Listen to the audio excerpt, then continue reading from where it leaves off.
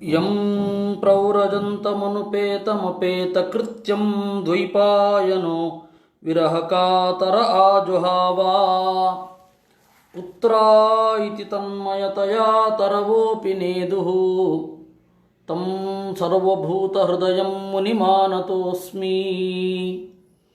ಯಸ್ಯಾನುಭಾವಮಖಿಲಶ್ರುತಿಸಾರಮೇಕಂ ಅಧ್ಯಾತ್ಮದೀಪಮತಿತಿತೀರ್ಷತಾಂ ತಮೋಂಧಂ ಸಂಸಾರಿಣಾಂ ಕರುಣಯಾಃ ಪುರಾಣಗುಹ್ಯಂ ತಂ ವ್ಯಾಸಸೂನುಮುಪಯಾಮಿ ಗುರುಂ ಮುನೀನಾಂ.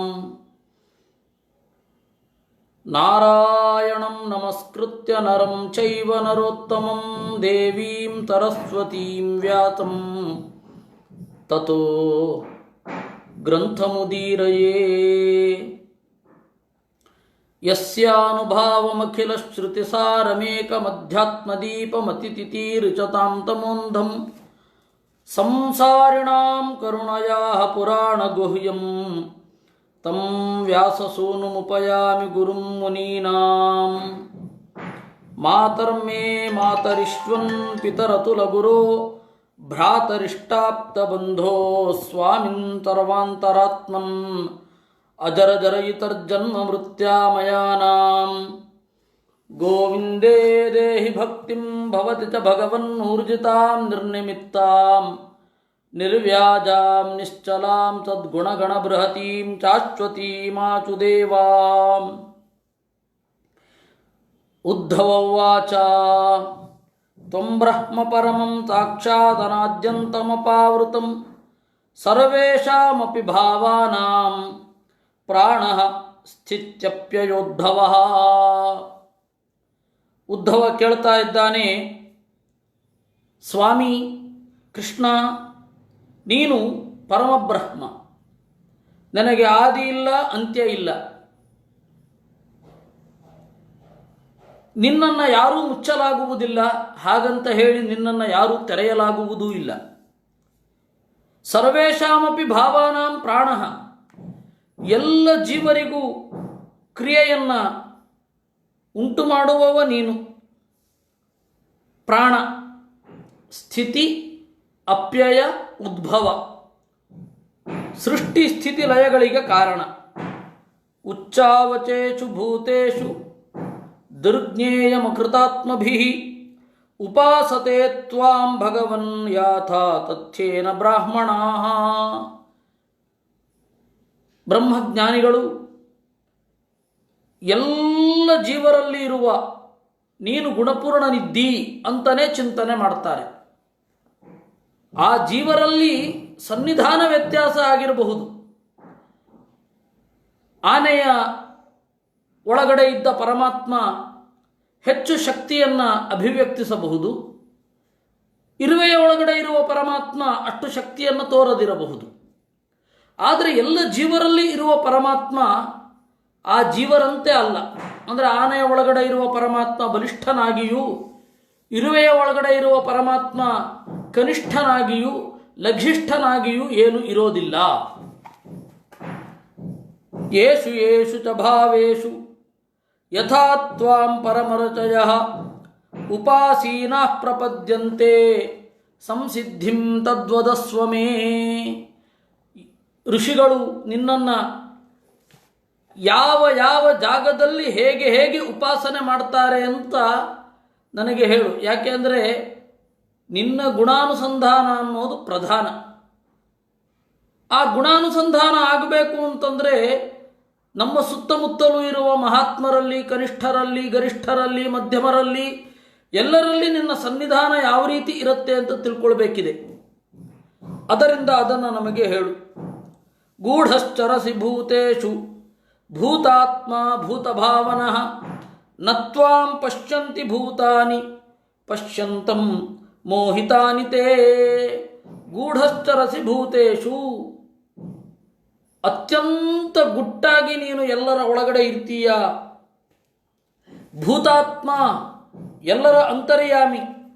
ನ ತ್ವಾಂ ಪಶ್ಯಂತಿ ಭೂತಾನಿ ಪಶ್ಯಂತಂ, ನೀನು ಎಲ್ಲರನ್ನ ನೋಡ್ತೀಯ, ನಿನ್ನನ್ನು ಎಲ್ಲರೂ ನೋಡಲಿಕ್ಕಾಗೋದಿಲ್ಲ. ಹಾಗಿದ್ದೀಯ ಸ್ವಾಮಿ ನೀನು.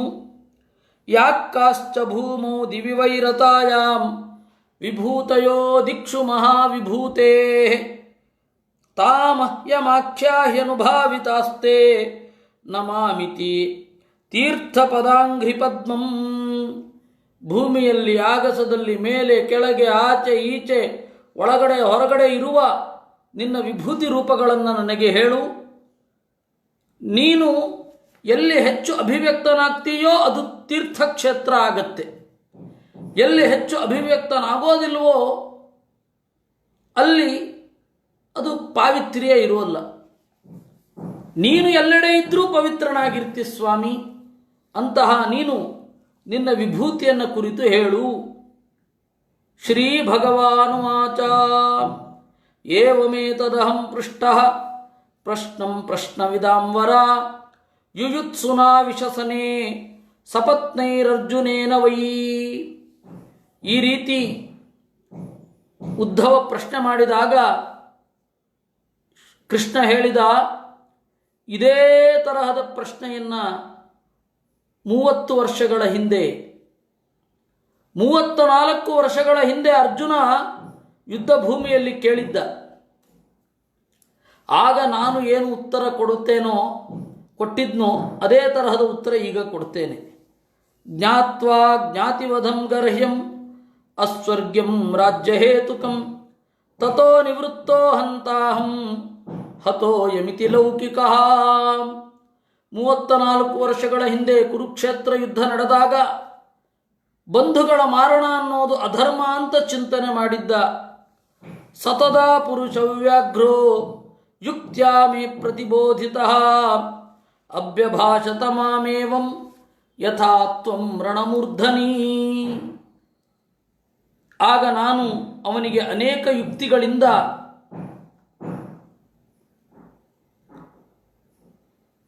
ಬೋಧಿಸಿದ್ದೆ. ನೀನು ಮಾಡ್ತಾ ಇರೋದು ಸರಿ ಇದೆ, ನನ್ನನ್ನು ಚಿಂತಿಸಿ ನನ್ನ ಮೇಲೆ ಭಾರ ಹಾಕಿ ಮುನ್ನುಗ್ಗು ಅಂತ. ನೋಡು, ಅವನು ಆಗ ಯುದ್ಧ ಭೂಮಿಯಲ್ಲಿ ಇದ್ದ,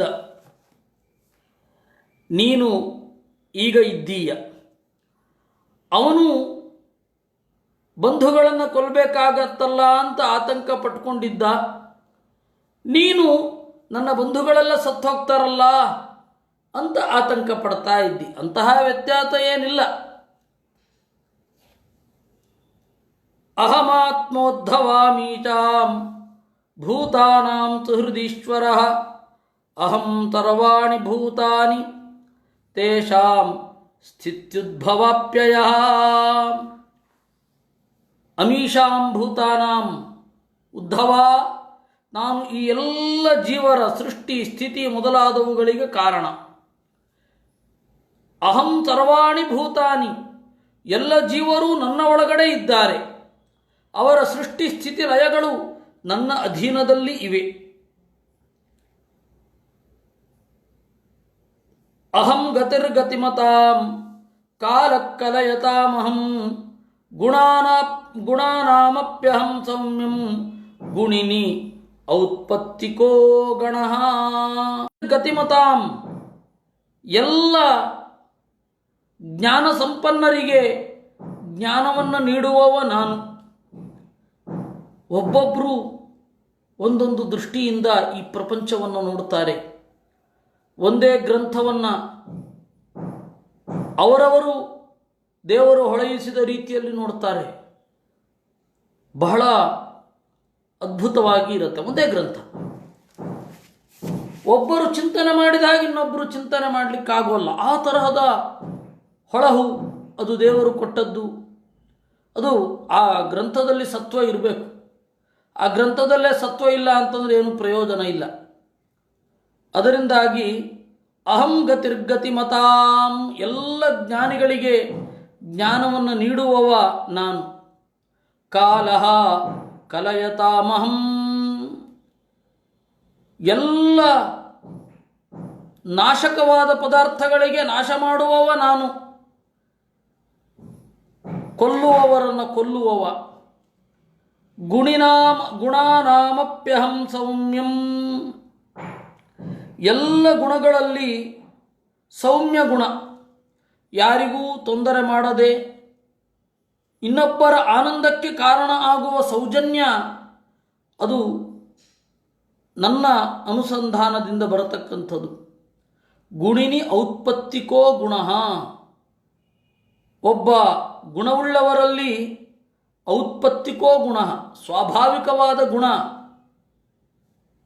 ಅದು ನನ್ನಿಂದಲೇ.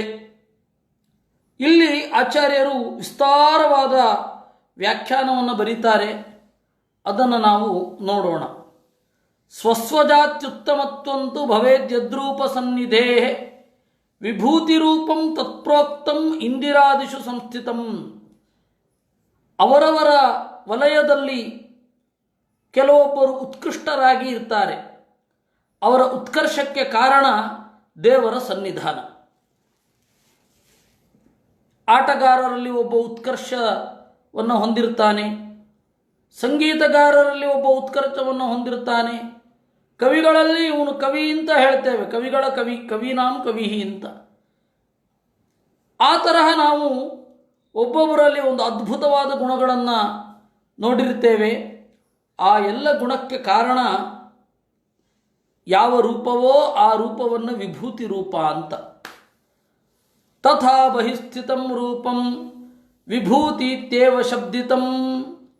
ಹಾಗೆ ಹೊರಗಡೆ ಇರುವ ರೂಪವನ್ನು ವಿಭೂತಿ ಅಂತ ಕರೀತಾರೆ. ಸರ್ವಸಾಧಾರಣಂ ರೂಪಂ ಅಂತರ್ಯಾಮೀತಿ ಚೋಚ್ಯತೆ. ಎಲ್ಲರ ಒಳಗಡೆ ಇರುವಂತಹ ರೂಪ ಏನಿದೆ ಅದನ್ನು ಅಂತರ್ಯಾಮಿ ರೂಪ ಅಂತ ಕರೀತಾರೆ. ಯಥಾ ಕೃಷ್ಣಾತ್ಮನ ದುಷ್ಟ ಹಂತ ವ್ಯಾತಾತ್ಮನ ತಮಃ ಅಸಮೋಪ್ಯೇಕ ರೂಪೋಪಿ ಸಾಮರ್ಥ್ಯಾತ್ ಪುರುಷೋತ್ತಮ. ಕೃಷ್ಣ ರೂಪ ಅದು ದುಷ್ಟರನ್ನು ಕೊಲ್ಲುತ್ತೆ, ರಾಮರೂಪ ದುಷ್ಟರನ್ನು ಕೊಲ್ತಾರೆ. ರಾಘವ ರಾಘವ ರಾಕ್ಷಸ ಶತ್ರೋ ಅಂತಂದ್ರು. ರಾಮ ನೀನು ರಕ್ಕಸರನ್ನು ಕೊಲ್ಲುವವ.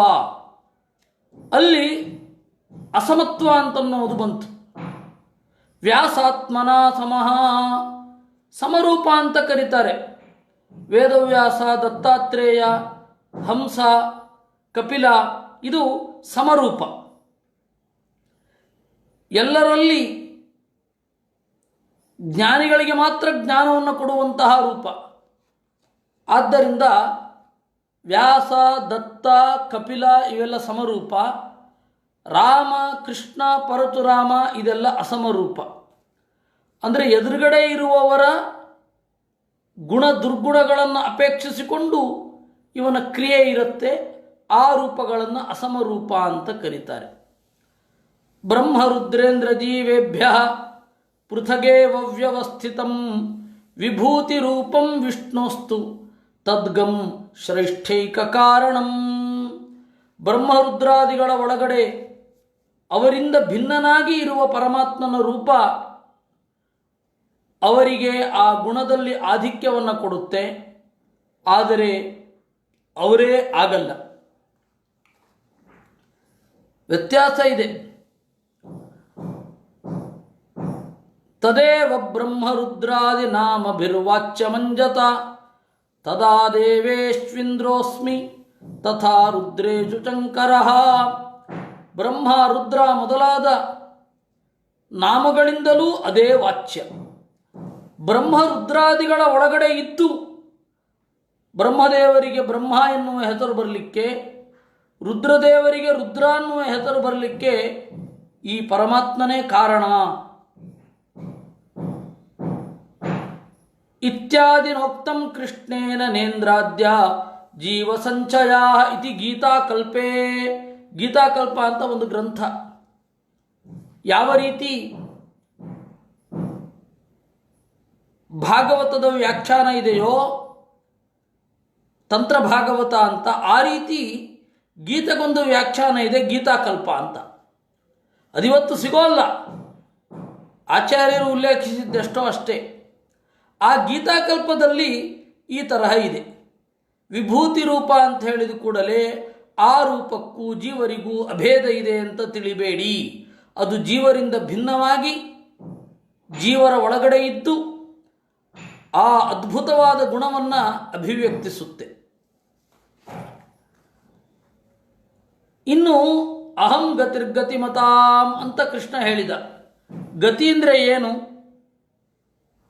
ಪ್ರಧಾನೋ ಜ್ಞಾನಿನಾಂ ಬ್ರಹ್ಮ ಜ್ಞಾನಮಾನಿ ಹೃದಯ ಸ್ಥಿತಃ ಸ ಏವ ಕಾಲಮಾನೀತು ಸಂಹರ್ತೃಣಾಂ ಪ್ರಭು ಸ್ಮೃತಃ ಇತಿ ವಿಭೂತೌ ಅಂದರು.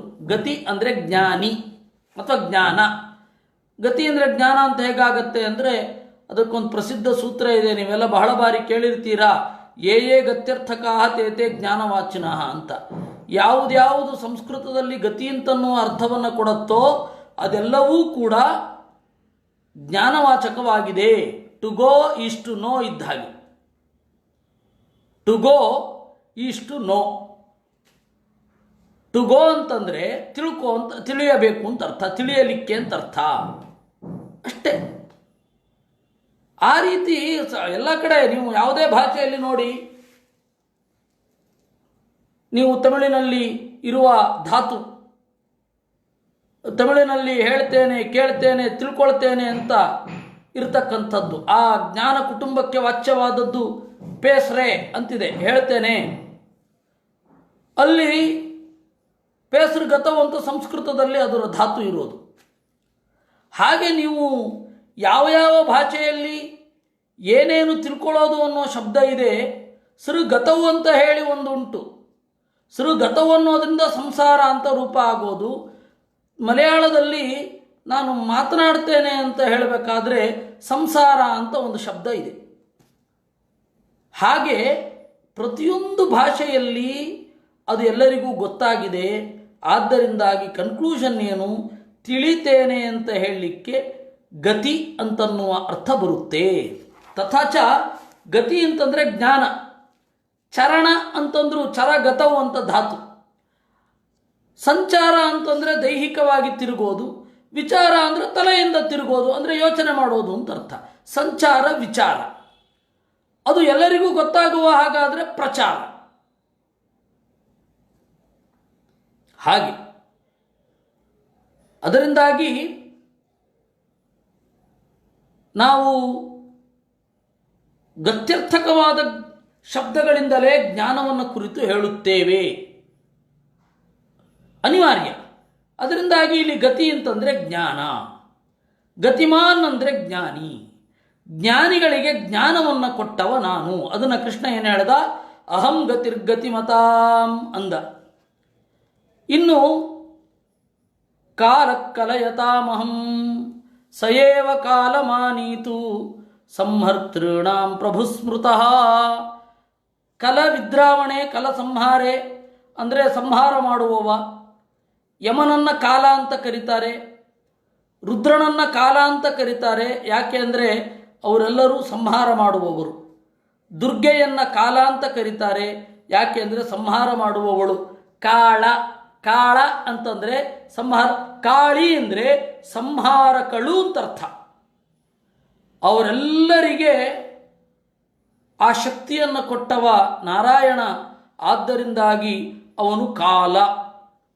ಯಸ್ಯ ಕರಾಳೋಳಂ ಚಕ್ರಂ ಚಕ್ರಂ ಕಾಲ ಪರಸ್ಸಹಿ ಕರಾಳೋಳಂ ಯಸ್ಯ ಗದಾ ಪವಮಾನಃ ಸನ್ಯೋ ವ್ಯಾಸೋ ಭವತ್ ಸದಾ ಪವಮಾನಃ ಅಂದರು ಆಚಾರ್ಯರು.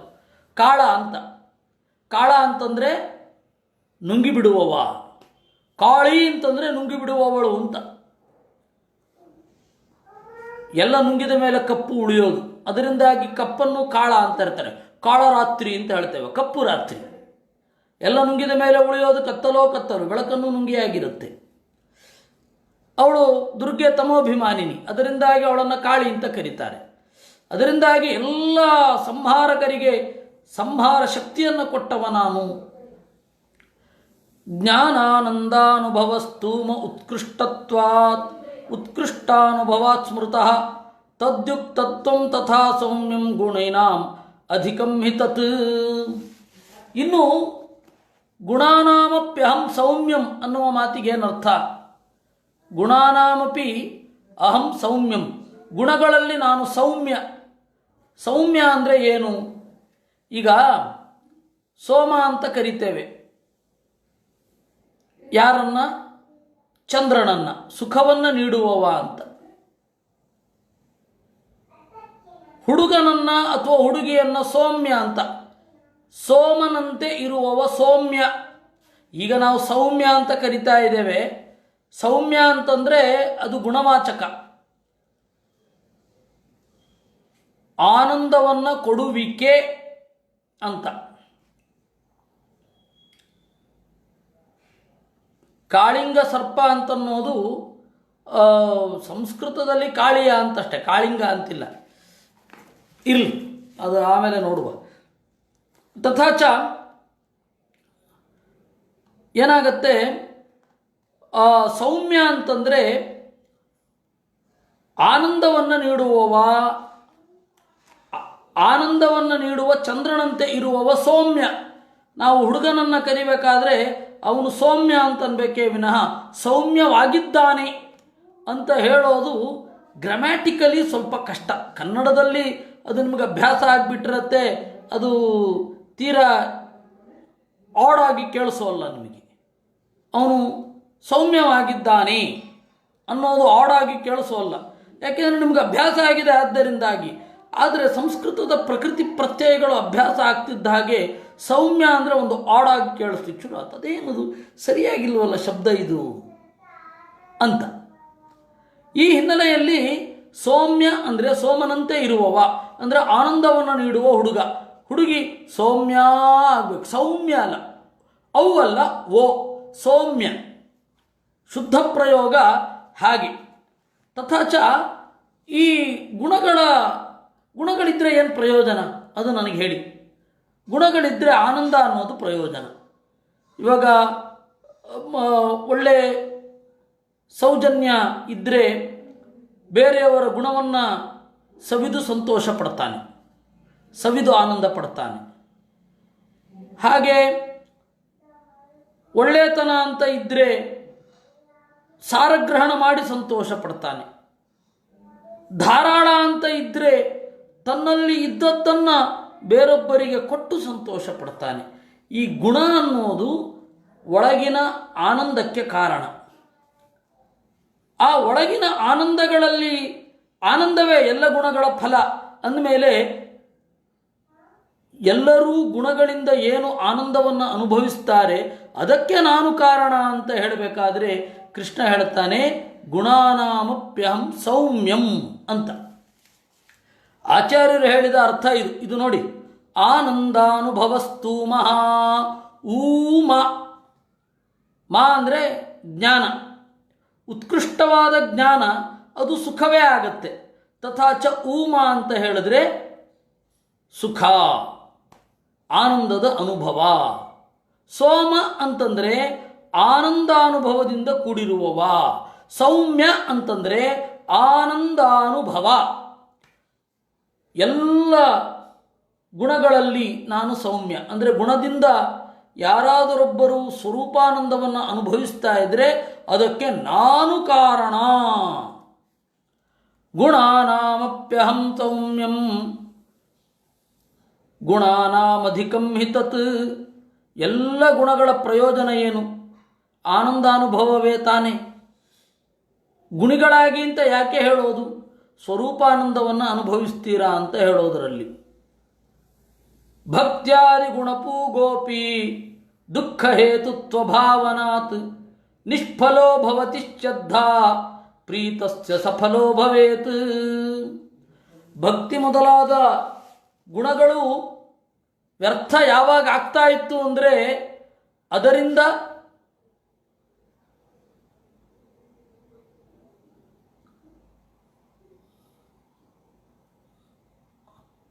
ಆನಂದ ಆಗದೆ ಹೋದರೆ ಅದು ಗುಣ ಅಂತ ಕರಿತಾನೆ ಇರಲಿಲ್ಲ. ಆ ಹಿನ್ನೆಲೆಯಲ್ಲಿ ಭಕ್ತ್ಯಾದಿ ಗುಣಪೂಗೋಪಿ, ಭಕ್ತಿ ಮೊದಲಾದ ಗುಣಗಳು ಆನಂದದಲ್ಲಿ ಕೊನೆಗೊಳ್ಳುತ್ತೆ, ಆದ್ದರಿಂದಾಗಿ ಅದನ್ನು ಗುಣ ಅಂತ ಕರೆಯೋದು. ಒಂದೊಮ್ಮೆ ಅದು ಆನಂದದಲ್ಲಿ ಕೊನೆಗೊಳ್ಳದೇ ಹೋದರೆ ಅದನ್ನು ಗುಣ ಅಂತ ಕರೆಯೋದೇ ಇಲ್ಲ. ನಿಷ್ಫಲೋ ಭವತಿ ಶ್ರದ್ಧಾ ಪ್ರೀತಶ್ಚ ಸಫಲೋ ಭವೇತ್. ಭಕ್ತಿ ಅನ್ನೋದು ನಿಮಗೆ ಒಳಗಣ ಆನಂದವನ್ನು ಕೊಡದಿದ್ದರೆ ಭಕ್ತಿ ವ್ಯರ್ಥ. ಆದರೆ ಭಕ್ತಿ ನಿಶ್ಚಲವಾಗಿ ಶುದ್ಧವಾಗಿದ್ದರೆ ಒಳಗಣ ಆನಂದವನ್ನು ಅದು ಕೊಟ್ಟೇ ಕೊಡುತ್ತೆ. ಅದರಿಂದಾಗಿ ಭಕ್ತಿ ಅಂತನ್ನುವ ಗುಣ ಬೇಕು ಅಂತ ನಾವು ಈ ಶಾಸ್ತ್ರವನ್ನು ಓದೋದು, ಚಿಂತನೆ ಮಾಡೋದು ಎಲ್ಲವೂ ಕೂಡ. ಇದನ್ನು ಇಟ್ಟುಕೊಂಡು ಕೃಷ್ಣ ಹೇಳಿದ್ದು ಸೌಮ್ಯಂ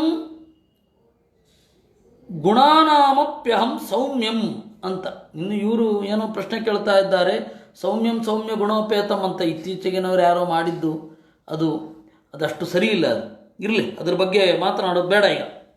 ತಸ್ಯಾಭಿಮಾನಿ ಬ್ರಹ್ಮೈಕೋ ಭಕ್ತಿ ಜ್ಞಾನಾಧಿಕಸ್ಯ ಚ.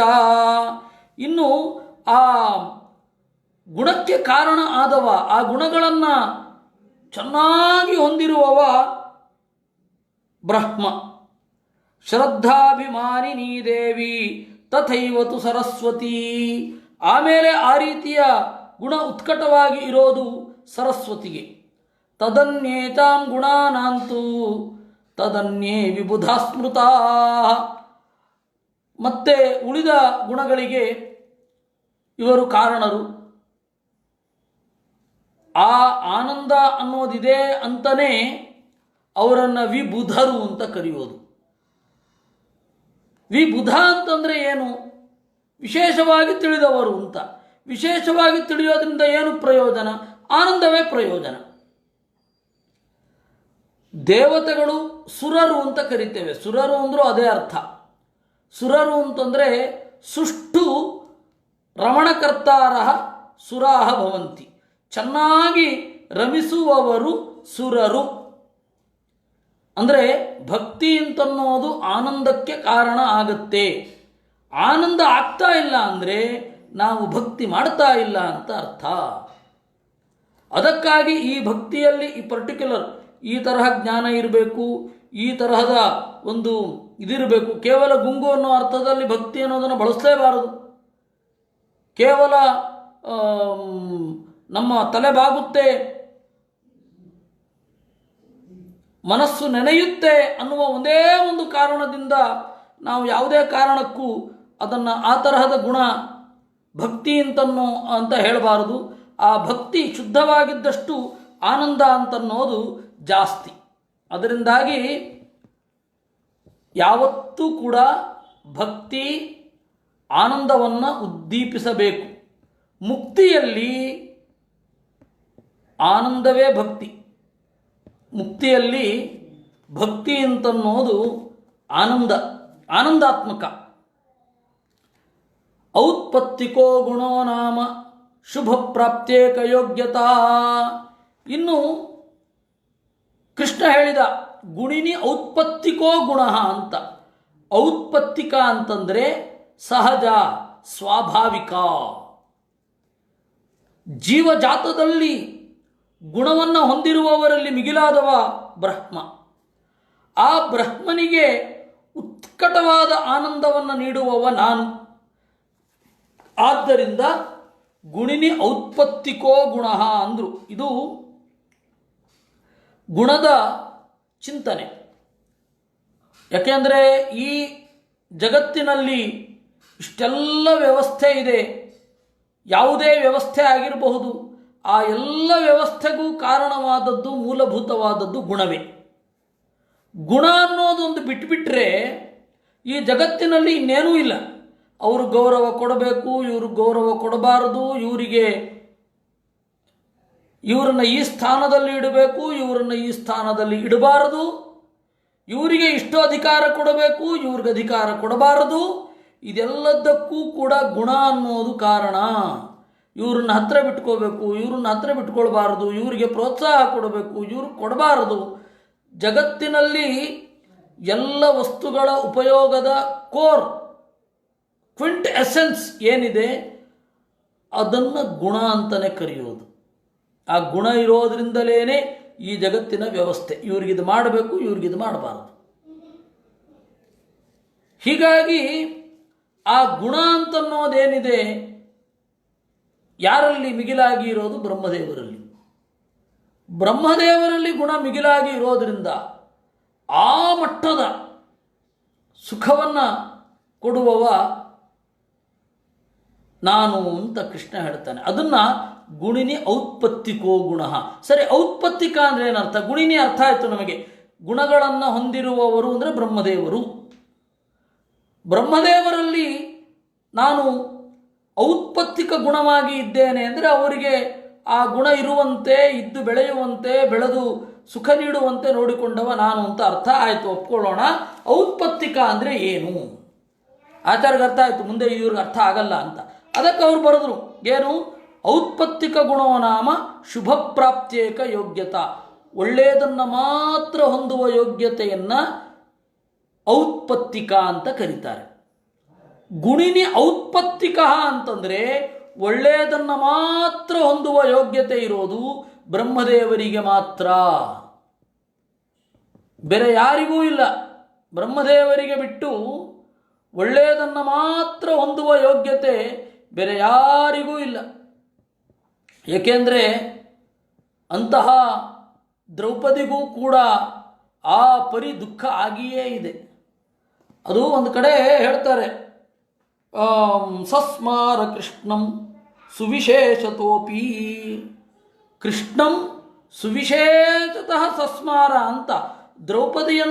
ದ್ರೌಪದಿಯೂ ಕೂಡ ಸಸ್ಮಾರ ಕೃಷ್ಣಂ ಸುವಿಶೇಷತೋಪಿ, ವಿಶೇಷವಾಗಿ ದೇವರನ್ನು ಚಿಂತಿಸಿದಳು. ಯಾವಾಗ? ವಸ್ತ್ರಾಪಹರಣ ಪ್ರಸಂಗದಲ್ಲಿ ಅಂತ ಹೇಳ್ತಾರೆ. ಆ ಕಾರಣದಿಂದ ಗುಣಿನಿ ಔತ್ಪತ್ತಿಕೋ ಗುಣ ಶುಭ ಪ್ರಾಪ್ತಿ. ಸರಸ್ವತಿಗಿಂತ ಒಳ್ಳೆಯದನ್ನು ಮಾತ್ರ ಹೊಂದುವ ಯೋಗ್ಯತೆ ಅನ್ನೋದೇನಾರಿದ್ದರೆ ಅದು ಬ್ರಹ್ಮದೇವರಿಗೆ. ಭಾರತಿ ಮತ್ತು ಮುಖ್ಯ ಪ್ರಾಣರು ಯುದ್ಧ ಮೊದಲಾದವುಗಳಲ್ಲಿ ಒಂದು ಸ್ವಲ್ಪ ಆತಂಕವನ್ನಾದರೂ ಅನುಭವಿಸಲೇಬೇಕು. ಭೀಮಸೇನನಿಗೂ ಕೂಡ 2 ಕ್ಷಣ ಸುಸ್ತಾಯಿತು ಯುದ್ಧದಲ್ಲಿ ಅಂತ ಹೇಳ್ತಾರೆ. 2 ಕ್ಷಣ, 2 ಸೆಕೆಂಡು ಕುಸಿದು ಬಿದ್ದರಂತೆ ಭೀಮಸೇನ ದೇವರು. 2 ಕ್ಷಣ ತಕ್ಕ ಮತ್ತೆ ಇದ್ರು, ಅದು ಬೇರೆ. ಆದರೆ ಅಷ್ಟು ಇದೆ. ಮುಹೂರ್ತಮೇವ ಸಾಮಾಯ ತಯೋ ಆಚ್ಛಾದನ ಕ್ಷಮ. ಮುಹೂರ್ತಮೇವ, ಒಂದು ಮುಹೂರ್ತ ಕಾಲ ದೇವಮಾಯೆ ಅಂತನ್ನೋದು ಮನುಷ್ಯ ಶರೀರದಲ್ಲಿರುವ ಅವರನ್ನು ಆವರಿಸಿತ್ತು. ಅಂದರೆ ಬ್ರಹ್ಮ ಪದವಿಗೆ ಬರುವ ತನಕ ಶುಭ ಪ್ರಾಪ್ತ್ಯೇಕ ಯೋಗ್ಯತಾ ಅನ್ನೋದು ಆ ಪರಿ ಇರಲ್ಲ. ಅದರಿಂದಾಗಿ ಶುಭ ಪ್ರಾಪ್ತಿ ಅನ್ನುವ ಯೋಗ್ಯತೆ, ಕೇವಲ ಶುಭ ಪ್ರಾಪ್ತಿ ಎನ್ನುವ ಯೋಗ್ಯತೆ ಬ್ರಹ್ಮರಾಗಿದ್ದಾಗ ಬರುತ್ತೆ. ಆ ಬ್ರಹ್ಮನಿಗೆ ಕೇವಲ ಶುಭವನ್ನು ಹೊಂದುವ ಯೋಗ್ಯತೆಯನ್ನು ಕೊಟ್ಟವ ನಾನು ಅಂತ. ಔತ್ಪತ್ತಿಕ ಗುಣ ಅಂದರೆ ಆ ರೀತಿ ಅರ್ಥ. ಅಂದು ಈ ಗುಣಮೀಮಾಂಸೆ ಯಾವ ಲೆವೆಲ್ಲಿಗೆ ಹೋಗುತ್ತೆ ಅಂತ ಯೋಚನೆ ಮಾಡಿ. ವಾಯುಸ್ತದಭಿಮಾನ್ಯೇಕಃ ತಸ್ಯಾಭಿಮಾನಿ ಪ್ರಾಣಸ್ತು ಸಹಿ ಸರ್ವಗುಣಾಧಿಕಃ. ಇನ್ನು ಔತ್ಪತ್ತಿಕ ಗುಣಕ್ಕೆ ಅಭಿಮಾನಿ ಮುಖ್ಯ ಪ್ರಾಣ. ಅದರಿಂದಾಗಿ ಪ್ರಾಣನನ್ನು ಆರಾಧಿಸಿದಷ್ಟು ಗುಣಗಳು ಬೆಳೆಯುತ್ತೆ. ಪ್ರಾಣನನ್ನು ಯಾಕೆ ಆರಾಧಿಸಬೇಕು ಅಂತಂದರೆ ಅವನು ಗುಣಾಭಿಮಾನಿಯಾಗಿದ್ದ ಹೊತ್ತಿಗೇನೆ ದೋಷವನ್ನು ಸಹಿಸುವುದೇ ಇಲ್ಲ. ಅದು ಬಹಳ ಜನರಿಗಾಗಲ್ಲ.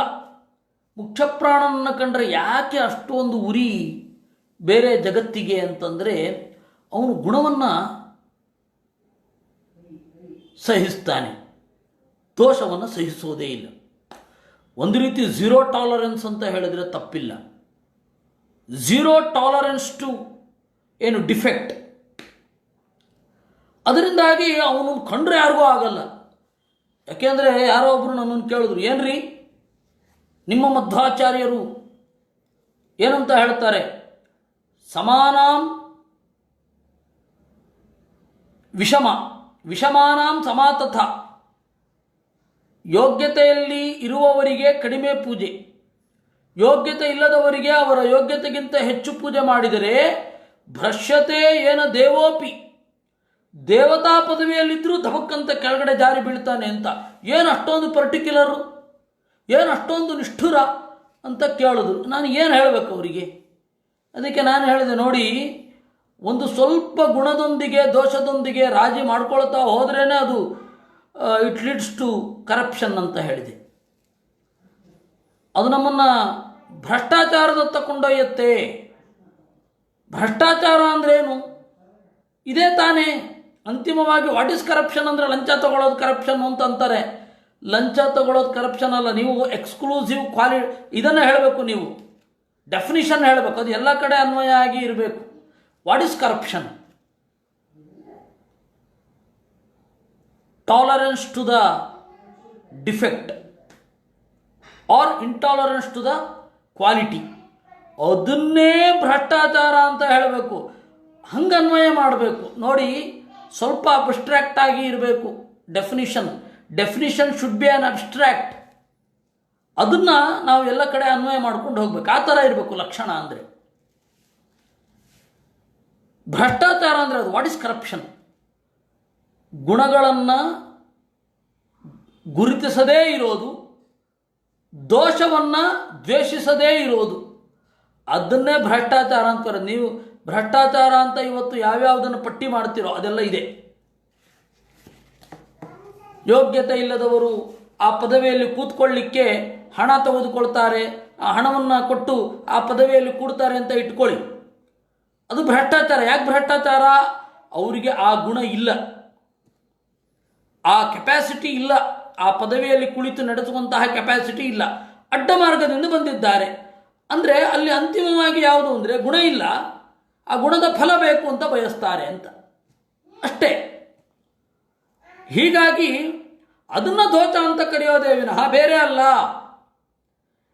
ಹೀಗಾಗಿ ಗುಣವನ್ನು ಗುರುತಿಸದೇ ಇರೋದು ಭ್ರಷ್ಟಾಚಾರ, ದೋಷವನ್ನು ದ್ವೇಷಿಸದೇ ಇರುವುದು, ಖಂಡಿಸದೇ ಇರುವುದೇ ಭ್ರಷ್ಟಾಚಾರ. ಮುಖ್ಯ ಪ್ರಾಣ ಗುಣಗಳಿಗೆ ಅಭಿಮಾನಿ, ಅದರಿಂದಾಗಿ ಅಷ್ಟು ಉಗ್ರವಾಗಿ ಹೇಳ್ತಾನೆ. ಅವನು ಯಾವುದನ್ನು ಸಹಿಸೋದಿಲ್ಲ. ಈ ಹಿನ್ನೆಲೆಯಲ್ಲಿ ವಾಯುಸ್ತರಭಿಮಾನ್ಯಕ ಯಾಕೆ ಅಷ್ಟೊಂದು ಇಂಟಾಲರೆನ್ಸ್ ಟು ದ ಡಿಫೆಕ್ಟ್? ಯಾಕೆ ಭೀಮಸೇನನಿಗೆ? ಹನುಮಂತನಾಗಿರಬೇಕಾದ್ರೂ ಅದೇ ಇದ್ದದ್ದು, ಇಂಟಾಲರೆನ್ಸ್ ಟು ದ ಡಿಫೆಕ್ಟ್. ಯಾರ್ಯಾರಿಗೆ ಹೇಗೆ ಹೇಳಬೇಕೋ ಹಾಗೆ ಹೇಳ್ತಾನೆ. ಉದಾಹರಣೆಗೆ ಸುಗ್ರೀವನ, ಅವನು ವಿಭೀಷಣ ರಾಮಚಂದ್ರನನ್ನ ಕುರಿತು ಮೊರೆ ಹೊಕ್ಕಾಗ ಸುಗ್ರೀವ ಅನುಮಾನ ಪಡ್ತಾನೆ, ನಂಬಬೇಡ ಇವನನ್ನ ಅಂತಾನೆ ರಾಮನಿಗೆ. ಆಗ ಹನುಮಂತ ಒಂದೇ ಮಾತು ಹೇಳ್ತಾನೆ, ಭ್ರಾತೃವ್ಯಂ ಭ್ರಾತರಂ ಹತ್ವಾ, ಶತ್ರುವಂತೆ ಇರುವ ಅಣ್ಣನನ್ನ ಕೊಂದು ರಾಜ್ಯವನ್ನ ಏರಬೇಕು ಅಂತ ವಿಭೀಷಣ ಇಷ್ಟಪಡ್ತಾ ಇದ್ದಾನೆ. ಸುಗ್ರೀವನಂತೆ, ಅದರಿಂದಾಗಿ ನೀನು ಪಾಲನೆ ಮಾಡಬೇಕು ಅಂತಾನೆ. ಅಲ್ಲಿ ಸುಗ್ರೀವನಿಗೆ ಹೇಗೆ ಹೇಳಿದ ಹಾಗಾಯಿತು? ನೀನು ಕಷ್ಟದಲ್ಲಿದ್ದು ರಾಮನ ಬಳಿ ಶರಣು ಬಂದಾಗ ರಾಮ ನಿನ್ನನ್ನು ಪರಿಗ್ರಹಿಸಬೇಕು ಅಂತ ಇಷ್ಟಪಡ್ತಾ ಇದ್ದಿ. ನಿನ್ನದೇ ಸ್ಥಿತಿಯಲ್ಲಿರುವ ಬೇರೆ ವಿಭೀಷಣ ಬಂದಾಗ ಅವನ ಬಗ್ಗೆ ಅನುಮಾನ. ಅದು ಹೆಂಗೆ ಸತ್ಯ ಅಂದರೆ, ಅವನು ಹನುಮಂತನ zero intolerance to the defect. ತಪ್ಪು ಯಾರಲ್ಲಿದ್ದರೂ ಖಂಡನೆಯೇ ಅದು. ಆ ಪ್ರತಿಭೆ ಆ ತರಹ ಇತ್ತು ಹನುಮಂತನದ್ದು. ಅದೇ ರೀತಿ ಭೀಮಸೇನನದ್ದಿತ್ತು. ಜನರಿಗೆ ಅದು ಅರ್ಥ ಆಗಲಿಲ್ಲ.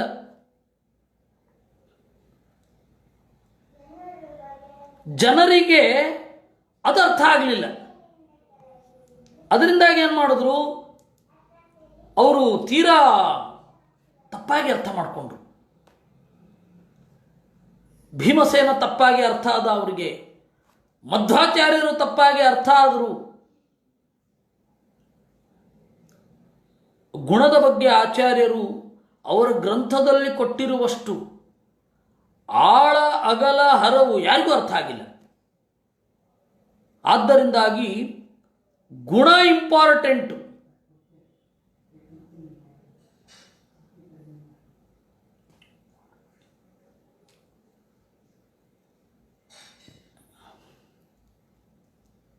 ಗುಣ ಇಂಪಾರ್ಟೆಂಟು. ಅದಕ್ಕೆ ಆ ಲೆವೆಲಲ್ಲಿ ಕೃಷ್ಣ ಹೇಳಿದ್ದು, ಗುಣಿನಿ ಔತ್ಪತ್ತಿಕೋ ಗುಣ.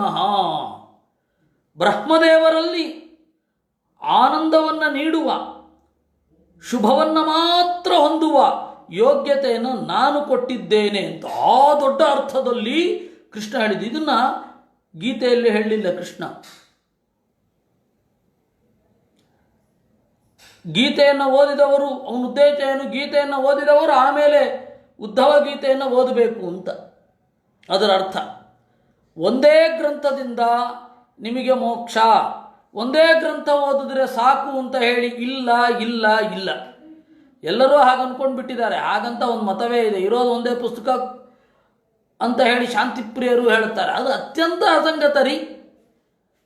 ಸರ್ವ ವೇದಾಂತ ಪ್ರತ್ಯಯಂ ಚೋದನಾದ್ಯ ವಿಶೇಷಾತ್ ಅಂತ ಹೇಳಿ ವೇದವ್ಯಾಸರ ಮಾತು. ಒಬ್ಬ ಸಾಧನೆ ಮಾಡಲಿಕ್ಕೆ ಹೊರಟವ ನನಗೆ ಈ ಜ್ಞಾನ ಬೇಡ, ಇಷ್ಟು ಸಾಕು ಅಷ್ಟು ಸಾಕು ಅಂತ ಬೌಂಡ್ರಿ ಹಾಕೊಂಡು ಕೂತ್ಕೊಳ್ಳಿಕ್ಕಿಲ್ವೇ ಇಲ್ಲ. ಸಾಧ್ಯವಾದಷ್ಟು ಪ್ರಾಮಾಣಿಕವಾಗಿ ತನ್ನ ಜೀವನವನ್ನು ಜ್ಞಾನವನ್ನು ಹೊಂದೋದರಲ್ಲಿ ಬಳಸಬೇಕು ಅಷ್ಟೇ, ಅದರಲ್ಲಿ ರಾಜಿಯೇ ಇಲ್ಲ.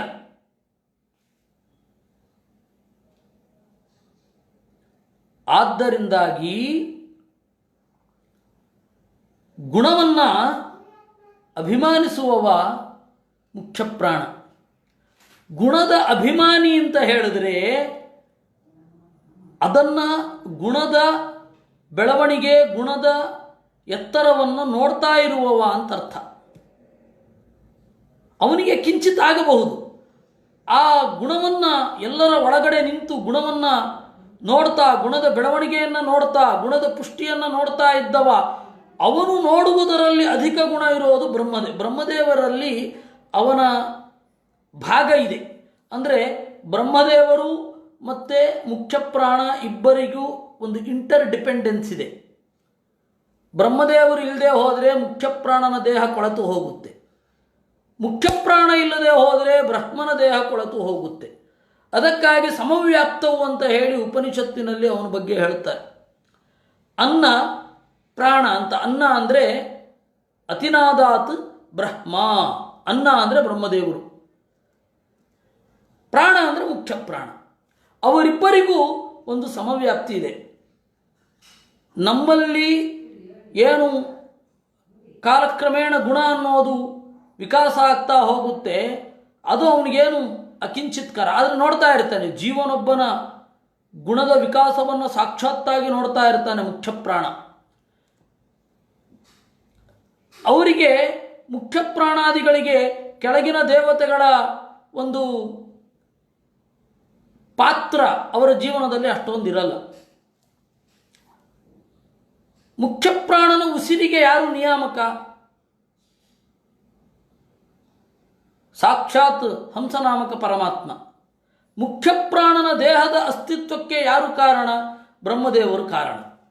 ಹಾಗೆ ಬ್ರಹ್ಮದೇವರ ಅಸ್ತಿತ್ವಕ್ಕೆ, ಬ್ರಹ್ಮದೇವರ ಉಸಿರಿಗೆ ಯಾರು ಕಾರಣ? ಸಾಕ್ಷಾತ್ ಹಂಸನಾಮಕ ಪರಮಾತ್ಮ ಕಾರಣ. ಅವನ ಹಂಸಸ್ಸೋಹಂ. ಆ ಅನ್ಯೋನ್ಯಾಶ್ರಯ ಏನು ತಪ್ಪಿಲ್ಲ, ಅನ್ಯೋನ್ಯಾಶ್ರಯ ಅಪ್ರಾಮಾಣಿಕ ಆದರೆ ಮಾತ್ರ ತಪ್ಪು. ಈ ಹಿನ್ನೆಲೆಯಿಂದ ಈ ಮುಖ್ಯ ಪ್ರಾಣ ಮತ್ತು ಬ್ರಹ್ಮ ಇಬ್ಬರ ನಡುವಿನ ಇಂಟರ್ ಡಿಪೆಂಡೆನ್ಸನ್ನು ದೇವರು ಕೊಟ್ಟಿದ್ದಾನೆ. ಹೀಗಾಗಿ ಬ್ರಹ್ಮನ ಒಳಗಡೆ, ನಾಲ್ಮುಗನ ಒಳಗಡೆ, ಚತುರ್ಮುಖನ ಒಳಗಡೆ ಏನೊಂದು ಗುಣಗಳ ವಿಕಾಸ ಆಗ್ತಾ ಇರುತ್ತೆ, ಅದನ್ನು ಸಾಕ್ಷಾತ್ತಾಗಿ ನೋಡ್ತಾ ಇರ್ತಾರೆ. ಯಾರು? ಮುಖ್ಯ ಪ್ರಾಣದೇವರು. ಆ ಮುಖ್ಯ ಪ್ರಾಣದೇವರು ದೇವರನ್ನು ಉಪಾಸನೆ ಮಾಡ್ತಾ ಇರ್ತಾರೆ. ಗುಣಿನಿ ಔತ್ಪತ್ತಿಕೋ ಗುಣ ಅಂತ. ಅದರಿಂದಾಗಿ ವಾಯುದೇವರು ಬ್ರಹ್ಮದೇವರಾದಾಗ ಅದರ ಪೂರ್ಣ ಫಲವನ್ನು ಪಡಿತಾರೆ. ಉಪಾಸನೆ ಮಾಡಬೇಕಾದ್ರೆ ಆ ಪೂರ್ಣ ಫಲವನ್ನು ಪಡೆದೇ ಹೋದರೂ ಪ್ರತಿಯೊಂದು ದಿನದಲ್ಲಿಯೂ ಮಹಾಭಾರತ ಆಗಲೇಬೇಕು. 14 ಮನ್ವಂತರದಲ್ಲಿ ಒಮ್ಮೆ ಮಹಾಭಾರತ ಆಗತ್ತೆ. ಹಾಗೆ ಅಷ್ಟು ದಿವಸ ಉಪಾಸನೆ ಮಾಡಿ ಮಾಡಿ ಮಾಡಿ ಮಾಡಿ ಮಾಡಿ ಅಂದರೆ ಪ್ರತಿ ದಿವಸ ಅಂದರೆ 36,000 ಬ್ರಹ್ಮನ ಹಗಲು. 100 ವರ್ಷ ಅಂದರೆ 72,000 ಅಂತ ನಿಮ್ಗೆ ಗೊತ್ತಿದೆ. 36,000 ಹಗಲುಗಳು ಅಂದರೆ 36,000 ಮಹಾಭಾರತಗಳಲ್ಲಿ ಈ ತರಹದ ಒಂದು ಸ್ವಲ್ಪ ಅಶುಭ ಸ್ಪರ್ಶವನ್ನು ಹೊಂದಿ, ತೀರಾ ನಗಣ್ಯ ಅದು. ಆದರೆ ಅವರು 36,000 ಹಗಲುಗಳ ಕಾಲ ಅದನ್ನು ಉಪಾಸನೆ ಮಾಡಿ ಆಮೇಲೆ ಬ್ರಹ್ಮದೇವರಾಗ್ತಾರೆ. ಆದ್ದರಿಂದಾಗಿ ಮುಖ್ಯ ಪ್ರಾಣ ಅಭಿಮಾನಿ.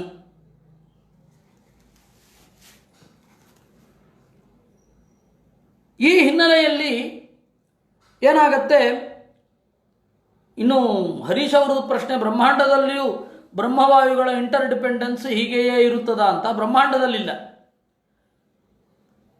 ಬ್ರಹ್ಮಾಂಡದಲ್ಲಿ ಈ ತರಹದ ಇಂಟರ್ ಡಿಪೆಂಡೆನ್ಸ್ ಇಲ್ಲ. ದೇವರು ಅದರ ಕಾರ್ಯಭಾರವನ್ನು ಬೇರೆ ಕೊಟ್ಟಿದ್ದಾನೆ. ಅವರವರ ದೇಹದಲ್ಲಿ ಮಾತ್ರ ಅಂತ ಹೇಳ್ತಾ ಇರೋದು. ಅದು ಎಚ್ಚರ ಇರಲಿ, ಅವರವರ ದೇಹದಲ್ಲಿ. ಅದಕ್ಕೆ ಅವರು ಹೇಳಿದ್ದು ಗುಣಿನ್ಯೋತ್ಪತ್ತಿಕೋ ಗುಣ ಅಂತ. ರೂಪಾಂತರತ್ವಾದೇಕಸ್ಯಾಪಿ ಬಹುಷು ಸ್ಥಾನೇಷು ಪ್ರಾಧಾನ್ಯೋಕ್ತಿರ್ನ ವಿರುದ್ಧತೆ ಗುಣಾಂತರೋಕ್ತೇಶ್ಚ ರಾಮಶಸ್ತ್ರಭೃತಾಮಹಂ ವೃಷ್ಣೀನಾಂ ವಾಸುದೇವ ಇತ್ಯಾದಿವತ್. ಬೇರೆ ಬೇರೆ ರೂಪಗಳು ಇದೆ ಅಂತ ತಿಳಿಯತಕ್ಕದ್ದು ಅಂತ ಇಲ್ಲಿ ಮುಂದಿನ ಎಲ್ಲ ಮಾತುಗಳಿಗೆ ಅನ್ವಯ ಆಗುವ ಹಾಗೆ ಕೊಡ್ತಾರೆ. ಹೀಗೆ ಗುಣಿನಿ ಔತ್ಪತ್ತಿಕೋ ಗುಣ, ಇಷ್ಟು ಡೆಪ್ತು ನಮಗೆ ಭಗವದ್ಗೀತೆಯಲ್ಲಿ ಗೊತ್ತಾಗಲ್ಲ. ಯಾಕೆಂದರೆ ಅದರ ಉದ್ದೇಶ ಬೇರೆ ಇತ್ತು, ಅದರ ಮುಂದಿನ ಕಾರ್ಯ ಬೇರೆ ಇತ್ತು. ಅಲ್ಲಿ ಸೂಕ್ಷ್ಮವಾಗಿ ಹೇಳಿದ್ದನ್ನು ಆಚಾರ್ಯರು ಇಲ್ಲಿ ಬಿಡಿಸಿ ತೋರಿಸಿದರು. ಗುಣಿನಾಮಪ್ಯಹಂ ಸೂತ್ರಂ ಮಹತಂಚ ಮಹಾನಹಂ ಸೂಕ್ಷ್ಮಾಣಾಮಪ್ಯಹಂ ಜೀವೋ ದುರ್ಜಯಾನಾಮಹಂ ಮನಃ. ಗುಣಿನಾಮಪ್ಯಹಂ ಸೂತ್ರಂ, ಗುಣವುಳ್ಳವರಲ್ಲಿ ನಾನು ಮುಖ್ಯಪ್ರಾಣನಲ್ಲಿ ಇದ್ದೇನೆ. ಆದ್ದರಿಂದಾಗಿ ಮುಖ್ಯಪ್ರಾಣ ಗುಣವುಳ್ಳವರಲ್ಲಿ ಮಿಗಿಲು. ಮಹತಾಂಚ ಮಹಾನಹಂ, ದೊಡ್ಡ ವ್ಯಾಪ್ತಿ ಯಾರಿಗಿದೆ ಅಂತಂದರೆ ಬ್ರಹ್ಮದೇವರಿಗಿದೆ. ಅದಕ್ಕೂ ನಾನೇ ಕಾರಣ. ಸೂಕ್ಷ್ಮಾಣಾಮಪ್ಯಹಂ ಜೀವ, ಅತ್ಯಂತ ಸೂಕ್ಷ್ಮ ಯಾರು ಅಂತಂದರೆ ಜೀವ. ಯಾಕೆ ಅಂದರೆ ಇರುವೆಯ ದೇಹದಲ್ಲಿಯೂ ಇರ್ತಾನೆ, ಆನೆಯ ದೇಹದಲ್ಲಿಯೂ ಇರ್ತಾನೆ. ಆನೆಯ ದೇಹದಷ್ಟು ದೊಡ್ಡ ಜೀವ ಇರಲ್ಲ, ಇರುವೆಯ ದೇಹದಷ್ಟು ಚಿಕ್ಕದಾಗಲ್ಲ. ಯಾಕೆಂದರೆ ಜೀವ ನಿತ್ಯ ಒಂದೇ ರೀತಿ ಇರ್ತಾನೆ, ಶಾಶ್ವತ. ಜೀವ ಅಣು ಪ್ರಕಾಶ ರೂಪದಿಂದ ಅವನ ವ್ಯಾಪ್ತಿ ಅವನ ಕರ್ಮಕ್ಕೆ ಅನುಗುಣವಾಗಿ ಆಯಾ ದೇಹದಲ್ಲಿ ಇರುತ್ತೆ. ಅವನ ಕರ್ಮ ಇದ್ದರೆ ಆ ಇಂದ್ರಿಯದ ವ್ಯಾಪ್ತಿ ಆ ಇಂದ್ರಿಯದಲ್ಲಿಲ್ಲದೆ ಹೋದರೆ ಅವನು ಕಣ್ ಕಾಣದೇ ಇರೋದು ಇತ್ಯಾದಿಗಳಾಗುತ್ತೆ. ಅದರಿಂದಾಗಿ ಹೇಳ್ತಾರೆ, ಮಹತಾಂಚ ಸೂಕ್ಷ್ಮಾಣಾಮಪ್ಯಹಂ ಜೀವ. ಇನ್ನು ದುರ್ಜಯಾನಾಮಹಂ ಜನಃ, ದುರ್ಜಯಾನಾಮಹಂ ಮನಃ. ಅನ್ಟೇಮಬಲ್, ಯಾರನ್ನ ಕಂಟ್ರೋಲ್ ಮಾಡಲಿಕ್ಕಾಗಲ್ಲ, ಅನ್ಕಂಟ್ರೋಲಬಲ್. ಅದರಲ್ಲಿ ಮಿಗಿಲಾದದ್ದು ಯಾವುದು ಅಂದರೆ ಮನಸ್ಸು. ಕೆಲವೊಮ್ಮೆ ಯಾವುದನ್ನು ಬೇಡ ಅಂತ ಹೇಳುತ್ತೆ ಮನಸ್ಸು, ಅದನ್ನು ತಂದು ಇಡುತ್ತೆ. ಯಾರ ಮನಸ್ಸಿನಲ್ಲಿ ಸುಖ ಅನ್ನುವ ಕಲ್ಪನೆ ಹೇಗಿರುತ್ತೆ ಅದಕ್ಕೆ ವಿರುದ್ಧವಾಗಿ ಅವರ ಜೀವನದಲ್ಲಿ ನಡೆಯುತ್ತೆ. ಆದ್ದರಿಂದಾಗಿ ಮನಸ್ಸು ಅದನ್ನು ಗೆಲ್ಲಿಕ್ಕಾಗಲ್ಲ. ಆ ಮನಸ್ಸನ್ನು ನಾವು ಪರ್ಟಿಕ್ಯುಲರ್ ಇಲ್ಲ ಅಂತ ಮಾಡಿಕೊಂಡ್ಬಿಟ್ರೆ, ಈ ಮನಸ್ಸಿಗೆ ಈ ಪರ್ಟಿಕ್ಯುಲರ್ ಇಲ್ಲ ಅಂತ ಮಾಡಿಕೊಂಡ್ರೆ ನಮಗೆ ಸುಖ. ಆದರೆ ಆ ರೀತಿ ಮಾಡಲಿಕ್ಕಾಗಲ್ಲ. ದುರ್ಜಯಾನಾಮಹಂ ಮನಃ ಹಿರಣ್ಯಗರ್ಭೋ ದೇವಾನಾಂ ಮಂತ್ರಾಣಾಂ ಪ್ರಣವಸ್ತ್ರಿವೃತ್ ಅಕ್ಷರಾಣಾಮಕಾರೋಸ್ಮಿ ಪದಾನಿ ಛಂದತಾಮಹಂ. ದೇವತೆಗಳಲ್ಲಿ ಹಿರಣ್ಯಗರ್ಭ ಮಿಗಿಲು ಬ್ರಹ್ಮದೇವರು. ಯಾಕೆಂದರೆ ಬ್ರಹ್ಮದೇವರ ವರವನ್ನು ಪಡೆದವರು ರಾಕ್ಷಸರು ಈ ಎಲ್ಲ ದೇವತೆಗಳನ್ನು ಆರಾಮವಾಗಿ ಮೀರ್ತಾರೆ. ಪಿಂಡಾಂಡದಲ್ಲಿ ಮೀರುವುದಷ್ಟೇ, ಬ್ರಹ್ಮಾಂಡದಲ್ಲಿ ಮೀರುವುದಷ್ಟೇ ಅಲ್ಲ, ಪಿಂಡಾಂಡದಲ್ಲಿಯೂ ಮೀರ್ತಾರೆ. ಇವಾಗ ಬ್ರಹ್ಮದೇವರ ವರವನ್ನು ಪಡೆದವರಿಗೆ ದೇಹವನ್ನು ಮುದಿತನದತ್ತ ಕೊಂಡೊಯ್ಯಲಿಕ್ಕಾಗಲ್ಲ. ಶಿವನಿಗೆ ಶರೀರ ಪುರುಷ ಶಿವ ಅಂತಾರೆ. ಶಿವ ಶರೀರ ಪುರುಷ. ಬ್ರಹ್ಮದೇವರ ವರ ಯಾರಿಗಿರುತ್ತೆ ಅವರಿಗೆ ಈ ಶಿವನ ಒಂದು ಕೆಲಸ ನಡೆಯಲ್ಲ. ಬ್ರಹ್ಮದೇವರ ವರ ಇರುವವರಲ್ಲಿ ಶಿವನ ಆಟ ಸಾಗುವಲ್ಲ. ಇಂದ್ರ ಅವ್ರ ಮೇಲೆ ಯಾವ ಪರಿಣಾಮವನ್ನು ಬೀರ್ಲಿಕ್ಕಾಗಲ್ಲ. ಗರುಡ ಯಾವ ಪರಿಣಾಮವನ್ನು ಬೀರ್ಲಿಕ್ಕಾಗಲ್ಲ. ಹೀಗಿರುತ್ತೆ. ಆ ಕಾರಣದಿಂದ ಪಿಂಡಾಂಡದಲ್ಲಿಯೂ ಬ್ರಹ್ಮಾಂಡದಲ್ಲಿಯೂ ಬ್ರಹ್ಮದೇವರ ವರವನ್ನು ಪಡೆದವರು ಅಜೇಯರಾಗಿ ಇರ್ತಾರೆ. ಉಳಿದ ಯಾವ ದೇವತೆಗಳ ವರವೂ ಆ ತರಹ ಆಗಲ್ಲ. ಅದರಿಂದಾಗಿ ಹಿರಣ್ಯಗರ್ಭೋ ದೇವಾನಾಂ ಮಂತ್ರಾಣಾಂ ಪ್ರಣವಸ್ತ್ರಿವೃತ್.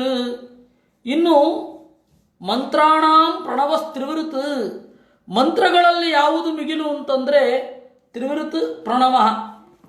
ಅ ಉ ಮ ಅನ್ನುವ ಅಕ್ಷರಗಳನ್ನು ಒಳಗೊಂಡ ಪ್ರಣವ ಮಿಗಿಲು. ಪ್ರಣವ ಅಂತಂದರೆ ಓಂ ಅಂತನ್ನೋದು ಓಂಕಾರ. ಪ್ರಣವ ಅಂತ ಯಾಕೆ ಕರೀತಾರೆ ಅಂದರೆ ನುಸ್ತುತವು ಅಂತ ಧಾತು. ಪ್ರಣವ ಅಂತಂದರೆ ಸ್ತೋತ್ರಗಳಲ್ಲಿ ಮಿಗಿಲಾದದ್ದು ಅಂತ. ಯಾವ ಶಬ್ದ ಏನಿದೆ, ಯಾವ ಶಬ್ದ ಯಾವ ಗುಣವನ್ನು ಹೇಳುತ್ತೆ, ಎಲ್ಲ ಶಬ್ದಗಳಿಗಿಂತ ಮಿಗಿಲಾದ ಗುಣವನ್ನು ಹೇಳುವಂಥದ್ದನ್ನು ಪ್ರಣವ ಅಂತ ಕರೀತಾರೆ. ಆ ಓಂಕಾರಕ್ಕೆ ಪ್ರಣವ ಅಂತ ಹೆಸರು. ಈ ಹಿನ್ನೆಲೆಯಲ್ಲಿ ಮಂತ್ರಾಣಾಂ ಪ್ರಣವಸ್ತ್ರಿವೃತ್ ಅಕ್ಷರಾಣಾಂ ಅಕಾರೋಸ್ಮಿ. ಅಕ್ಷರಾಣಾಂ ಅಕಾರೋಸ್ಮಿ, ಅಕ್ಷರಗಳಲ್ಲಿ ಅಕಾರ ಅನ್ನೋದು ಮಿಗಿಲು. ಯಾಕೆಂದರೆ ಅಕ್ಷರವನ್ನು ಸ್ವರ ಅಂತ ಕರೀತಾರೆ, ಅಕ್ಷರ ಮೊದಲಾದವುಗಳನ್ನು. ಯಾಕೆಂದರೆ ಸ್ವತಂತ್ರತ್ವೇನ ರಮತೆ, ಸ್ವತಃ ಇರುತ್ತೆ, ಅದಕ್ಕೆ ಇನ್ನೊಂದರ ಡಿಪೆಂಡೆನ್ಸ್ ಇರೋಲ್ಲ ಅಂತ ಅರ್ಥ. ಸ್ವರ ವ್ಯಂಜನಕ್ಕೆ ಸ್ವರ ಇಲ್ಲದೆ ಅಪೂರ್ಣ. ಕ ಚ ಟ ತ ಪ ಅಂದರೆ ಯಾರಿಗೆ ಅರ್ಥ ಆಗಬೇಕು? ಕ ಚ ಟ ತ ಪ ಅಂದರೆ ಅರ್ಥ ಆಗತ್ತೆ. ಅದರಿಂದಾಗಿ ಸ್ವರ ಅಂತ ಕರೆಯೋದು. ಆ ಸ್ವರಗಳಲ್ಲಿ ಮಿಗಿಲಾದದ್ದು ಅ. ಈ ಅ ಅನ್ನೋದು ಹೇಗೆ ಮಿಗಿಲು ಅಂತ ಹೇಳಿ ನಿಮಗೆ ಬೋರ್ಡ್ ಇಟ್ಕೊಂಡು ಎಕ್ಸ್ಪ್ಲೈನ್ ಮಾಡಿದರೆ ಕ್ಲೀನಾಗಿ ಅರ್ಥ ಆಗತ್ತೆ. ಈಗ ಆ ಸೌಕರ್ಯ ನಮ್ಮಲ್ಲಿ ಇಲ್ಲ. ಆದ್ದರಿಂದಾಗಿ ಅ ಅಂತನ್ನೋದು ಎಲ್ಲ ಅಕ್ಷರಗಳಿಗೂ ಮಿಗಿಲು. ಯಾಕೆ ಎಲ್ಲ ಅಕ್ಷರಗಳಿಗೂ ಮಿಗಿಲು ಅಂತನ್ನೋದು ನಾವು ಐತರೇಯ ಉಪನಿಷತ್ತಿನಲ್ಲಿ ನೋಡ್ತೇವೆ. ಆಮೇಲೆ ಆ ಲಿಪಿಯ ವಿನ್ಯಾಸದಲ್ಲಿ ನೋಡ್ತೇವೆ. ಅಕ್ಷರ ಅಂತನ್ನೋದು ಯಾಕೆ ಮಿಗಿಲು, ಅಕಾರ ಯಾಕೆ ಅಕ್ಷರ? ಅಕ್ಷರ ಅನ್ನೋದಕ್ಕೆ 3 ಅರ್ಥ ಇದೆ. ಆ ಎಲ್ಲ ಅಕ್ಷರದಲ್ಲಿ ಅಂದರೆ ನಕ್ಷರತೆ ಐತಿ ಅಕ್ಷರ, ನಾಶ ಇಲ್ಲ, ಆದ್ದರಿಂದಾಗಿ ಅಕ್ಷರ. ಇನ್ನೊಂದು ಆದಿಂದ ಕ್ಷಾದವರೆಗೆ ಸ್ವತಂತ್ರವಾಗಿ ನಿಯಾಮಕವಾಗಿ ರಮಿಸುವುದು ಅಕ್ಷರ. ಇನ್ನೊಂದು ಅಕ್ಷೇಷು ರಮತೆ ಅಂತ, ಇಂದ್ರಿಯಗಳ ಒಳಗಡೆ ಇರತಕ್ಕಂಥದ್ದು. ಹೀಗೆ 3 ಅರ್ಥ ಉಂಟು ಅಕ್ಷರ ಅನ್ನೋದಕ್ಕೆ. ಆ ಪೂರ್ತಿ ಅಕ್ಷರತ್ವ ಅಂತನ್ನೋದು ಅಕಾರದಲ್ಲೇ ಇರೋದು. ಹೀಗಾಗಿ ಅಕ್ಷರಾಣಾಂ ಅಕಾರೋಸ್ಮಿ, ಅಕಾರದಲ್ಲಿ ನನ್ನೆಲ್ಲ ಬಲವನ್ನು ನನ್ನೆಲ್ಲ ಗುಣಗಳನ್ನು ಸನ್ನಿಹಿತವನ್ನಾಗಿ ಮಾಡಿದ್ದೇನೆ. ಆದ್ದರಿಂದಾಗಿ ಅಕ್ಷರಗಳಲ್ಲಿ ಅಕಾರ ಮಿಗಿಲು ಅಂದ ಕೃಷ್ಣ. ಇನ್ನೊಂದು ಪದಾನಿ ಛಂದಸಾಮಹಂ, ಛಂದಸ್ಸಿನಲ್ಲಿ ವಿಶೇಷವಾಗಿ ಇರತಕ್ಕಂಥದ್ದು ಪದಗಳು. ಆ ಪದಗಳು ಛಂದಸ್ಸನ್ನು ಸೊಗೈಸುವ ಹಾಗೆ ಮಾಡಿದ್ದು ನಾನು ಅಂದ. ಯಾಕೆಂದರೆ ಕೇವಲ ಛಂದಸ್ಸಿತ್ತು ಅಂತಂದರೆ, ಅಕ್ಷರ ಇಲ್ಲ ಅಂದರೆ ಅದಕ್ಕೊಂದು ಸೊಗಸು ಇರಲ್ಲ. ಅದಕ್ಕಾಗಿಯೇ ಪದ್ಯಗಳಲ್ಲಿ ಸ್ತೋಭಾಕ್ಷರವನ್ನು ಹೆಚ್ಚು ಪ್ರಯೋಗ ಮಾಡಿದ್ರೆ ಒಳ್ಳೆ ಕವಿ ಅಂತ ಕರೆಯಲ್ಲ.